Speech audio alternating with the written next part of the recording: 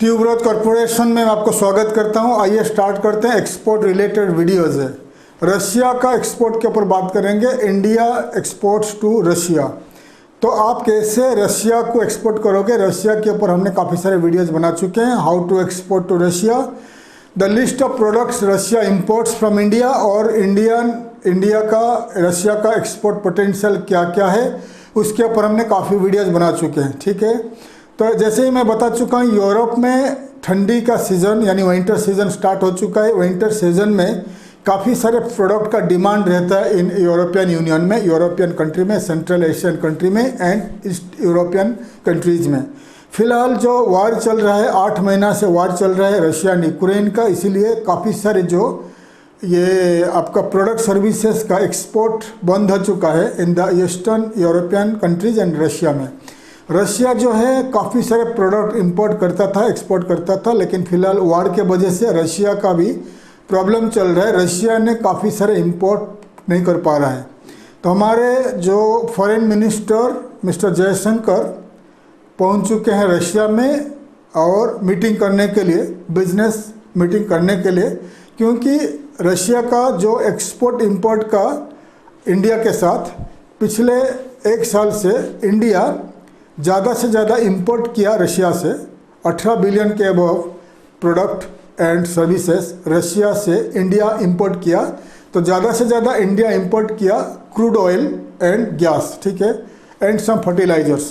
तो 18 billion dollar के above India import किया, लेकिन एक्सपोर्ट किया सिर्फ अबाउट $1 बिलियन। ठीक है, तो ये जो एक्सपोर्ट इंपोर्ट का जो प्रॉब्लम्स है, तो इसके ऊपर बात करने के लिए हमारे फॉरेन मिनिस्टर रशिया में जा चुके हैं और मीटिंग चल रही है। ठीक है, तो ये जो एक्सपोर्ट इंपोर्ट का प्रॉब्लम चल रहा है, क्योंकि ज़्यादा से ज़्यादा जो इंडिया इंपोर्ट कर रहा है रशिया को एक्सपोर्ट नहीं कर पा रहा है। तो हमारे एक्सपोर्टर्स, इंडियन एक्सपोर्टर्स ज़्यादा से ज़्यादा आपको बताता हूँ कि ध्यान देते हैं middle eastern countries, UAE, Saudi Arabia, Oman, Qatar, Bahrain, Kuwait and some north African countries को आप कंसिडर कर रहे हैं। लेकिन मैं आपको बता चुका हूँ ये कंट्रीज़ अच्छे कंट्रीज़ है, पोटेंशियल कंट्रीज़ है, मिडिल ईस्टर्न कंट्रीज़, बट काफ़ी सारे यहाँ पर प्रॉब्लम चल रहा है, payment procedure, payment problems and competition. ठीक है, नॉर्थ अफ्रीकन एक्सपोर्टर्स, आपका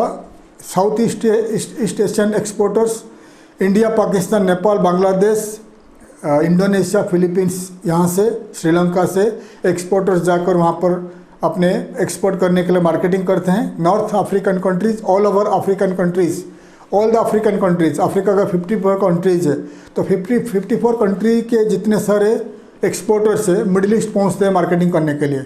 Jordan, Iraq, Iran, Lebanon and south eastern part of जितने सारे यूरोपियन कंट्रीज है, ये लोग भी आते हैं मार्केटिंग करने के लिए, सेल करने के लिए अपने अपने product in the middle eastern countries. तो ये काफ़ी सारे प्रोडक्ट एक्सपोर्ट करने के लिए मिडिल ईस्टर्न कंट्रीज़ में काफ़ी कंपटीशन हो चुका है, कॉम्पिटिटिव मार्केट हो चुका है। जहाँ पर कंपटीशन ज़्यादा बढ़ेगी एक्सपोर्ट के लिए, वहाँ पर आपका प्राइस गिरेगा और आपको पेमेंट भी नहीं मिलेगा, एडवांस पेमेंट नहीं मिलेगा। जहाँ पर आपको एडवांस पेमेंट आप मांगोगे आपका बायर को, वहाँ पर दूसरा एक्सपोर्टर आके बोलेगा मैं आपको क्रेडिट में दूंगा। तो बहुत सारे कंपनीज, बहुत सारे एक्सपोर्ट कंपनी, बहुत सारे मर्चेंट एक्सपोर्टर्स एंड बहुत सारे मैन्युफैक्चरर एक्सपोर्टर्स का यूएई के साथ साथ मिडिल ईस्टर्न कंट्रीज़ में उनका ऑफिसेस है।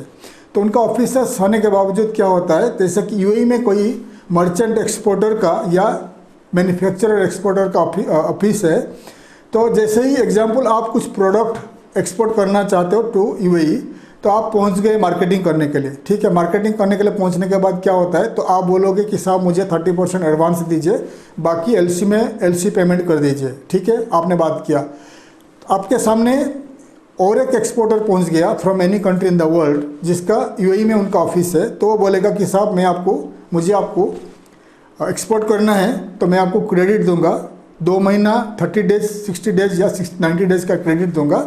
तो मुझे आप चेक दे दीजिए, पीडीसी दे दीजिए, पोस्ट डेटेड चेक दे दीजिए, 3 महीना का चेक दे दीजिए, मैं आपको इमीडिएटली आपको दे दूंगा, डिलीवरी कर दूंगा प्रोडक्ट। तो आप कहाँ से लेगा, किससे लेगा प्रोडक्ट?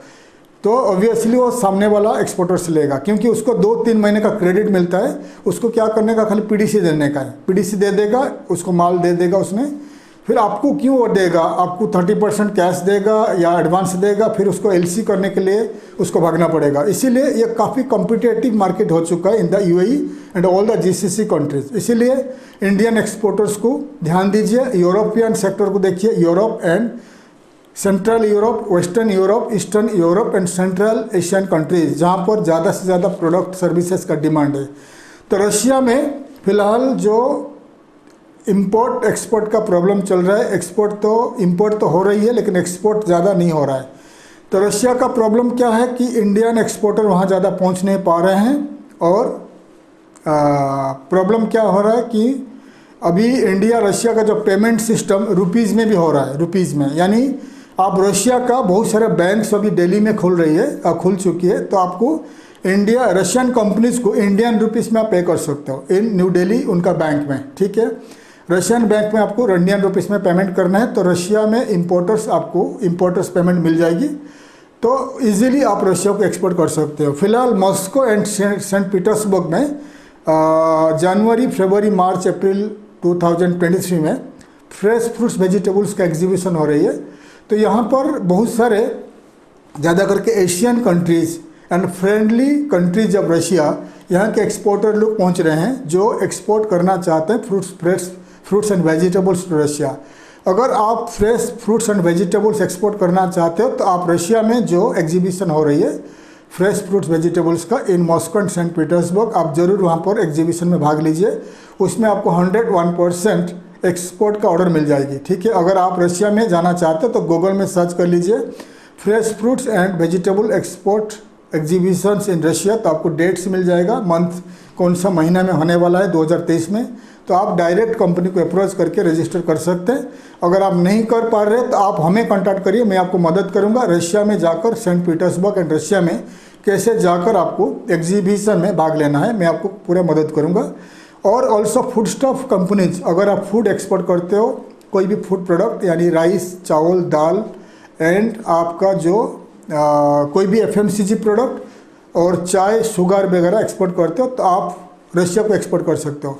तो रशिया में ज़्यादा शुगर इंपोर्ट करती है एंड इंडियन टी इंपोर्ट करता है, इंडियन मेडिसिन इंपोर्ट करता है, Indian food product, Indian FMCG product, Indian Ayurveda product, Indian garments, और अभी विंटर सीजन स्टार्ट हो चुका है, इंडियन जितने सारे आपका लेदर गुड्स, ठीक है, leather goods and warm clothes वगैरह इंपोर्ट करता है। अभी चाइना का प्रॉब्लम हुआ है, ये आपका कोविड के वजह से वहाँ पर चल रही है, लॉकडाउन चल रही है, तो बहुत सारे फैक्ट्रीज बंद है चाइना में, तो चाइना एक्सपोर्ट नहीं कर पा रहा है क्योंकि उनका फैक्ट्रीज बंद है। तो एक आपके लिए अच्छा मौका है, ये ठंडी चालू हो चुका है, तो अगर आपको विंटर क्लॉथ्स एंड आपका लेदर गुड्स वगैरह एक्सपोर्ट करना चाहते हैं, लेदर जैकेट्स, शूज़ वगैरह, तो रशिया अच्छा एरिया है, अच्छा मार्केट है, ये भी आप एक्सपोर्ट कर सकते हो।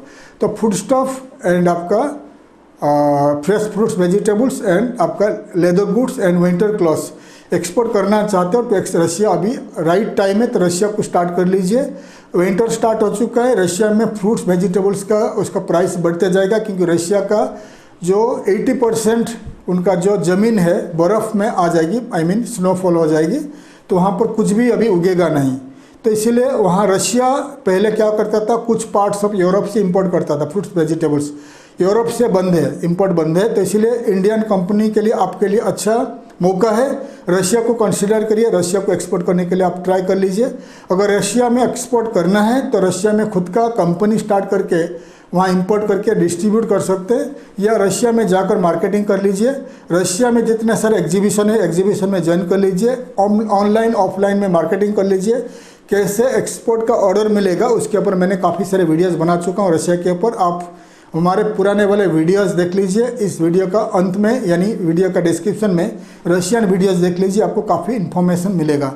अगर रशिया में आपको ऑनलाइन ऑफलाइन मार्केटिंग करना है, या रशिया में जाकर मार्केटिंग करना है, या रशिया में अपना खुद का कंपनी खोलना है, या रशिया में एग्जीबिशन में भाग लेना है, एनी काइंड ऑफ असिस्टेंस आपको चाहिए, मैं आपको करूँगा, मेरा कंपनी ट्यूबरोज कॉर्पोरेशन आपको करेगा आपके लिए ऑल काइंड ऑफ असिस्टेंस। तो अगर fruits vegetables food stock, FMCG product, medicine and leather goods, winter clothes वगैरह आप एक्सपोर्ट करना चाहते हो, फिलहाल राइट टाइम है टू एक्सपोर्ट टू रशिया। तो आप स्टार्ट कर लीजिए, मार्केटिंग स्टार्ट कर लीजिए। अगर आपके पास एक्सेस है तो रशिया में आप स्टार्ट कर लीजिए, ऑनलाइन ऑफलाइन स्टार्ट कर लीजिए। तो आप मुझे कांटेक्ट कर लीजिए या कोई भी मार्केटिंग कंपनी को कांटेक्ट कर लीजिए, या ऑनलाइन ऑफलाइन डिजिटल मार्केटिंग के द्वारा रशिया से एक्सपोर्ट ऑर्डर पा सकते हैं।